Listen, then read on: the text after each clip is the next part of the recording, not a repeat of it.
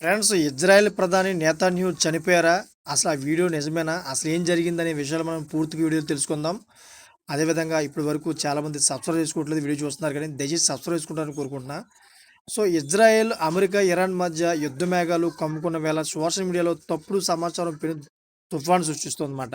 Israel ప్రధానమంత్రి Benjamin Netanyahu మరణించారని ప్రస్తుతం కనిపిస్తున్నది ఆయన ఏఐ రూపమని వస్తున్న అంతర్జాతీయంగా కలకలం రేపాయన్నమాట. అయితే ఈ వాదనలో ఏమాత్రం నిజం లేదని ఫ్యాక్ట్ చెక్‌లు తేలింది. నెతన్యాహు మరణ వార్త మొదట ఇజ్రాయెల్ ప్రధాని అధికారిక సోషల్ మీడియా ఖాతా నుంచి వచ్చినట్లుగా కొన్ని స్క్రీన్ షాట్లు వెల్లడయ్యాయి. ఆ పోస్ట్‌ను పెట్టిన కొద్దిసేపటికే తొలగించారని, నెతన్యాహుకు ఏదో జరిగిందని నెటిజన్లు ఊహించుకున్నారు. కానీ విశ్లేషణలో ఆ స్క్రీన్ షాట్ పూర్తిగా ఫేక్ అని తేలింది. అధికారిక ఖాతా నుండి ఎలాంటి సందేహం ఎప్పుడూ రాలేదని ప్రభుత్వం స్పష్టం చేసింది. నేతన్యాహు దేశాన్ని ఉద్దేశించి ప్రసంగిస్తున్న ఒక వీడియోలో ఆయనకు 6 వేళ్లు ఉన్నట్లు కనిపించడంతో అది కృత్రిమ మేధస్సు సృష్టించిన వీడియో అని సోషల్ మీడియాలో ప్రచారం మొదలైంది. సో, సాధారణంగా ఏఐ చిత్రాల్లో చేతి వేళ్ల విషయంలో కొన్ని లోపాలు దొర్లుతుంటాయి. దాన్ని ఆధారంగా చేసుకొని ఈ పుకారును వ్యాప్తి చేశారు.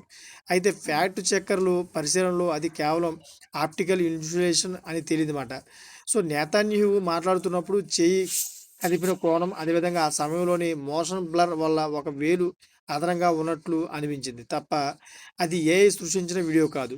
సో, ఇరాన్ జరిపిన దాడిలో నెతన్యాహు లేదా ఆయన కుటుంబ సభ్యులు గాయపడ్డారని వస్తున్న వార్తలను ప్రధాని కార్యాలయం తీవ్రంగా ఖండించింది. ఇరాన్ సాగిస్తున్న మైండ్ గేమ్‌లో భాగంగానే ఇలాంటి తప్పుడు తప్పుడు వార్తలు పుట్టుకొస్తున్నాయని నిపుణులు హెచ్చరిస్తా ఉన్నారు. ఏఐ చాట్‌బాట్ గ్రోక్ సైతం నెతన్యాహు సురక్షితంగా ఉన్నారని, ఆయన నిరంతరం రక్షణ చర్చలో పాల్గొంటున్నారని నిర్ధారించిందన్నమాట. చూసారు కదా! లేటెస్ట్ ఇన్ఫర్మేషన్ కోసం ఛానెల్ సబ్స్క్రైబ్ చేసుకోండి. Thanks for watching friends.